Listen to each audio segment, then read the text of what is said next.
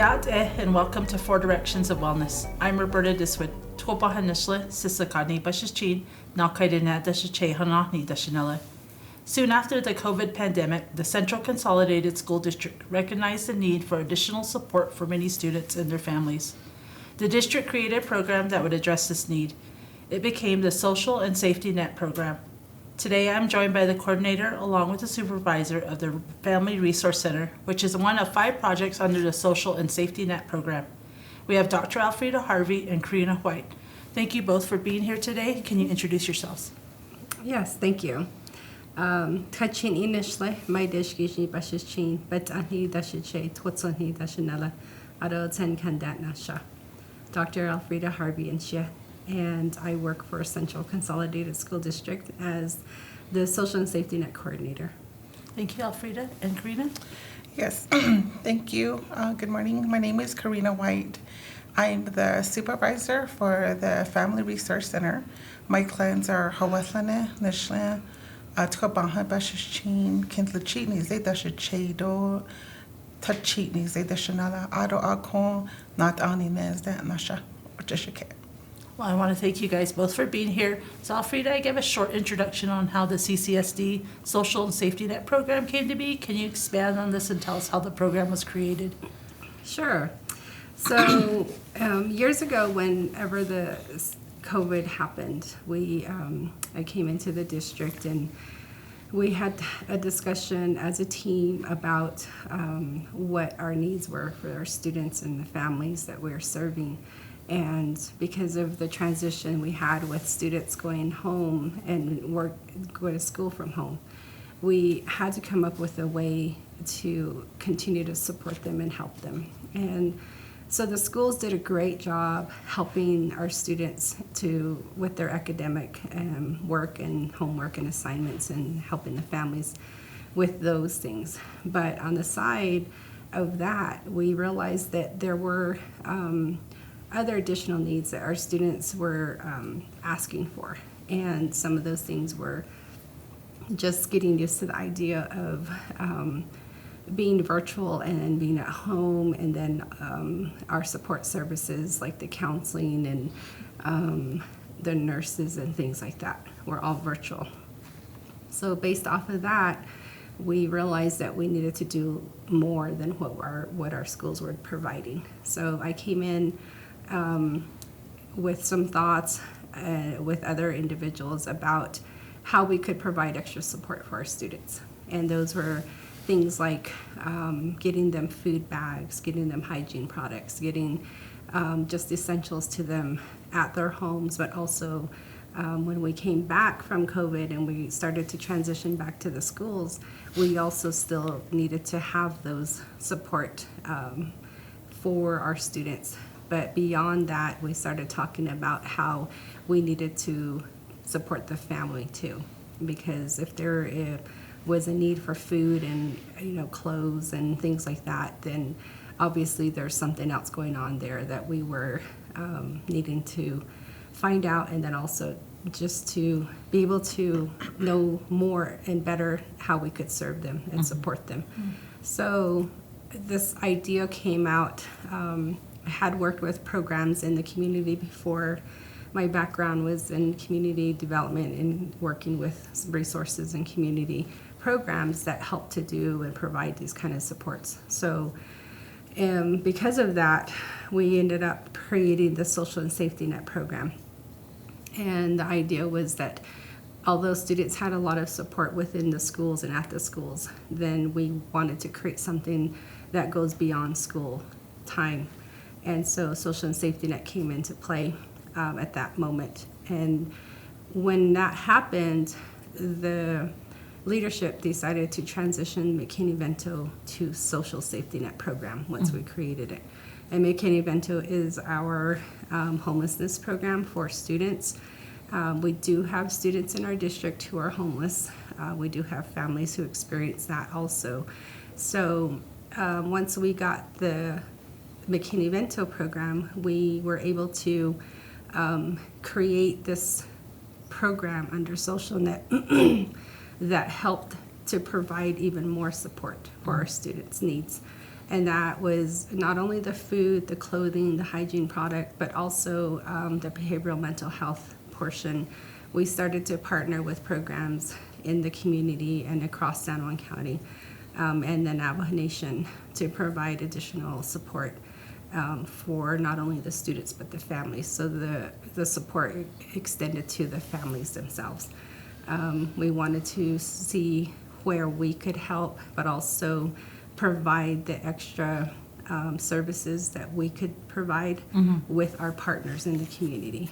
And so from that point on, social safety net program just grew and got bigger, and we have more programs and more partnerships within our community. And even statewide and nationally, we have partners that we've built over the years who help to support what we do for our students and our families. And we have other programs that we've created under Social Safety Net. It's not only McKinney-Vento, it's our Family Resource Center, which I believe Karina's going to talk about here soon. We have our cultural wellness program that we had for a few years that was under a Kellogg grant that we received. And then we also have our food pantry and our clothing closet. So, and food pantry and clothing closet, we've extended into the Kirtland area with the Family Resource Center. So that's a little bit about how we started it and then where we're at. And so, yeah, that's Social Safety Net. So last year, Central Consolidated School District became the first school district in the state to receive child, youth, and family funding. It's a yearly contract, and you're already up and running with the Family Resource Center. Can you tell us about the center, how it came about, and how you brought in Karina to supervise the center? Last year, we're always looking for opportunities and partnerships with our Social Safety Net program. And one of my colleagues had actually brought this idea to me about applying for this contract. And so together we worked on this with Lisa Renner, and she and I wrote a proposal for the contract, and we were awarded for the 1-year contract. And so when we received it, it became the Family Resource Center. And this is something that I had wanted to do for years to help support what it is that we're building with the Social Safety Net program. And this is like that next step to what we had created that could support and provide extra services, even more so than we were providing already, because this brought in even more partnerships and a lot more staff that could provide the services that we weren't able to do because there was only 2 of us working for Social Safety Net at the time. But with the new addition, we have a total of 5 staff now who are working together to provide these additional support outside of the district.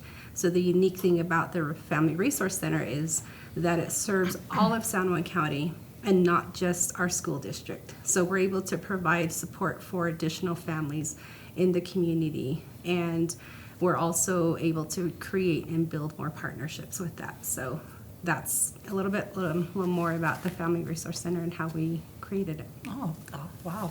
Okay, and then Karina, what services does the Family Resource Center provide, and who is eligible to receive these services? Their Family Resource Center is basically open and to everyone in San Juan County. And so right now we do have a family care specialist who is Charmaine Yazi Washburn, and then our clerical Treva Yellowhair. And so with us 3 and with Dr. Harvey, the 4 of us, I call that our little big team. So we try to help one another. So the Family Resource Center has a clothing closet and a food pantry. And so both run on donations. And so we always get that question, do you guys accept donations? Yes, we do. Fairly used gentle clothes we take, and also food. And so we do take donations. But other than that, we're mainly like a referral base, like a center where, let's just say, a family is needing some counseling services. We'll go and make a referral to our local counseling centers even here to, do that warm handoff with them. And even if they needed food stamps, they needed to reapply, we have a computer lab where we allow our participants to renew their benefits, apply for jobs, do their resumes. And so we pretty much just do all about everything. Okay, well, it's good to know. And the center's in its first year, and it sounds like it's already making an impact for families and individuals. Do you have any, like a story to share about it? Yes, I do. And this one was during our winter warm coat event. So we had a workshop. Yes. Is it a workshop? We had a workshop. And then at the end, we were able to give out jackets and books and toys. And so this one family in particular signed in, and I noticed the little boy was about maybe 5 years old, and he was so excited to come in and see what was going on. He makes his way and he approaches me and he says, "Do I get a jacket?" And I said, "Yes, you do get a jacket." And he's like, I said, "What color do you want?" And he's like, "I want that green one over there." So he gets the green jacket, and I help him to get it out of the bag because they were new jackets. So I folded it out. He put his arm in there, just really just excited and just, like he wanted to just put that jacket on quickly. So I zipped it up, and he's like, "Oh my gosh, my jacket. This is my jacket." And, he was just like, I don't know if he's ever owned a jacket or what, but he ran to Mom and he told Mom, Mom, "Look, this is my jacket." And so Mom was like, "Oh yeah." She's like, "It's your size and it looks good." And so then the boy says, "Yeah," but he says, "Mom, I don't have to be cold anymore." Mm-hmm. And so to me, that really melted my heart because, that's what we're for, for the children, for it starts right there. It may just have been a jacket and a small thing, but it meant a lot to this child. Mm-hmm. And just to think, how we implanted that, little hope for him, maybe having to finally be warm and show his friends that he's got a jacket and now he's the cool kid with a jacket. It's just, just the goodness of all that was something I really felt really warm to my heart. And so that's kind of, and what's unique about our team is we kind of have all that connection. We kind of have all that same vibe of helping families. Mm-hmm. And so that was one of our heartwarming stories. It's really important to be able to provide that for families and for kids. Mm-hmm. But before we end the show, we wanted to mention some other important projects the Social Safety Net program provides, such as student homeless outreach. Go ahead and tell us more about that. So we have our McKinney-Vento program, like I'd mentioned before, which is a part of our district. And under McKinney-Vento, we serve students and families who are experiencing homelessness. And in some cases, they're almost homeless, meaning that they might be living in homes that are tripled up, living with family, their friends. There's like 1 or 2, 3 families in that home. They might be living with their grandparents. We've had a lot of grandparents becoming parents again the past couple of years. So we work a lot with grandparents. And, under McKinney-Vento, the student could be with their families living out of a hotel, living out of their vehicle. We've actually encountered a couple of families living out of their vehicles this year. So we try to help them and support their needs.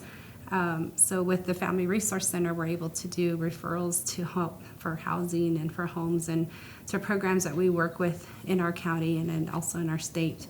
Other things that we are able to do for McKinney-Vento families is to not only help support them through our pantries, food pantry and clothing closet. We're able to connect them with their needs as far as maybe the food pantry isn't enough for food and resources, so we refer them to like Echo Food Bank or other partners that we have for a more, for their needs as far as food is concerned. Or like Karina had shared, we have programs that we work with that help the families apply for SNAP benefits. And then in general, we just have other things that we provide for McKinney-Vento. The McKinney-Vento program in itself has funding for students in our district that we can support them with, but it's only for students and not the family in general. So that's where the Family Resource Center comes in. That's where the additional support comes in, is we're able to provide that support for the whole family with those programs. And then the other thing she mentioned, the computer lab. So we offer support with our families if they need to register their students for school. We let them use a computer lab to come and help them re-register their students.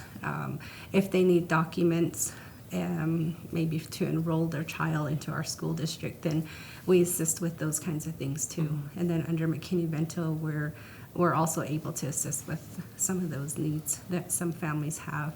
And in some cases, they need IDs or they need support with just household items or things. We've had a couple fires this year with families that have come to our center for help, and we were able to assist them with extras like items and connect them with programs also that could help support their needs.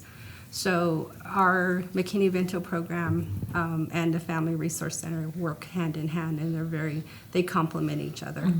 And so, and it's one of those things where it's something that we had always hoped and had as a goal for our program. Central Consolidated School District wanted to have this Family Resource Center. And so our goal is not only to have it in Kirtland, but to have one in Shiprock, and then also towards Newcomb, Noshchity area. So that way it's more accessible to families in our most southern region. Yeah. There's always a need, and there's always people that need the extra help. So many students and families in our communities face food insecurity and the ability to buy other basic needs like clothes. How are you guys providing support in those areas? So we work closely with, our food pantry was created in Shiprock first, and then now it's expanded towards Kirtland with our Family Resource Center, and then we're going to have one towards our southern schools in most likely Newcomb. And so we're working on that through the summer and hopefully have it up and going by the fall season. And so our support for our families and the food pantry we have is meant to be temporary and not a long-term program for our families as far as the food is concerned. But we also work closely with Echo Food Bank, who provides food bags to all of our elementary and middle schools throughout the school year. They'll drop off food once a month at the schools for us. And then if there's additional need, we also work with other programs in our community, in our county, that provide added food support, where we're able to take those food bags to the schools. And the students are always welcome to ask for a food bag during the week at school. They can ask the teachers, the nurse or counselor, or even the principal, and let them know. Some schools just put this food bag out in the front at the end of the day, or students will grab one and go. Yeah. So they're able to do that, and that's something that we are able to provide. But on the side of that, families are always welcome to come to here in Shiprock at the administration building or at the Kirtland Family Resource Center and ask for a food bag. And that we will never deny. Yeah. Okay. The Cultural Wellness Program was a very popular program, and it's now ending. However, it sounds like there's a new and exciting project that is starting. What is this new project? So our Cultural Wellness Initiative, I started that with Social Safety Net about almost 4 years ago now, and we were functioning off of just the partnerships, again, with the community, different organizations. So I would bring in cultural presenters and speakers and demonstrations having to do with just anything from food demonstrations to hands, arts and crafts, and things that we could provide for, again, our students and families outside of school.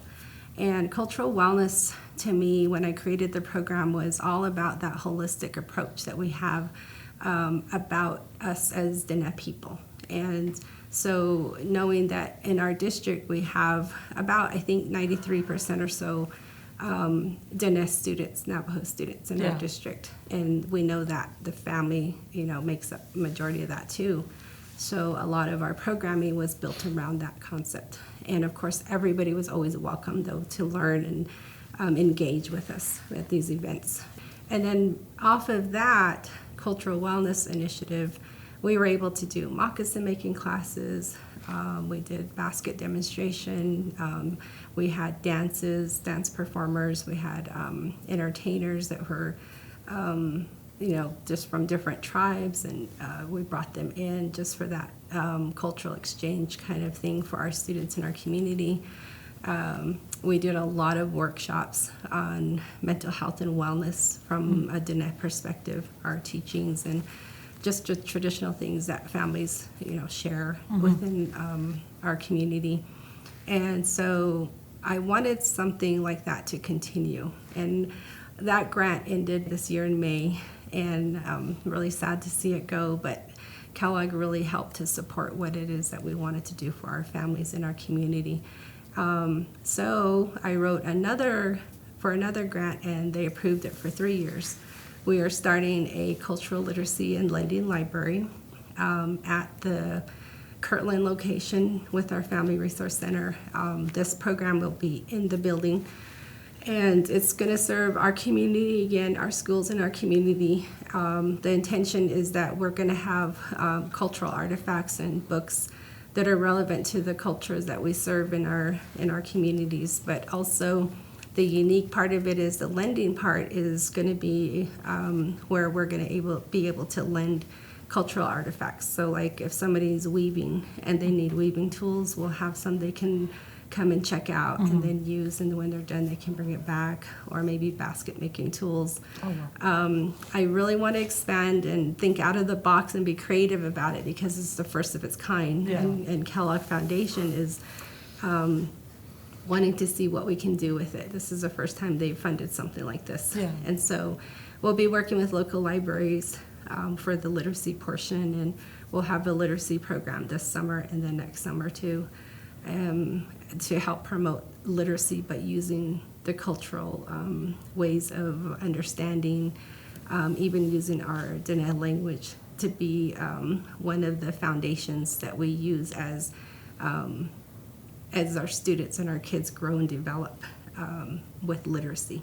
So we'll be able to not only read and write in Navajo, but also use that to tell stories and to learn about reading and writing and why that's important, because we know it works hand in hand. So it's unique, it's different, and I'm excited about it. So this will help to carry on at least the cultural piece that the Cultural Wellness Program had for us, and we'll still be able to do workshops and presentations with this new literacy program, which I'm excited about. So, wow, that's really cool to hear how that goes hand in hand.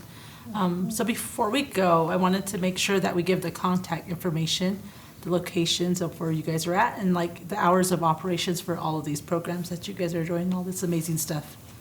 Okay, well, we are Central Consolidated School District, so our main office is here in Shiprock, and so they're always welcome to contact us at the administration building, and they can always ask for myself, Alfreda Harvey, or Rachel Brown. And then in Kirtland area, our Family Resource Center is located there, so they can contact Karina White, or they're welcome to stop by there.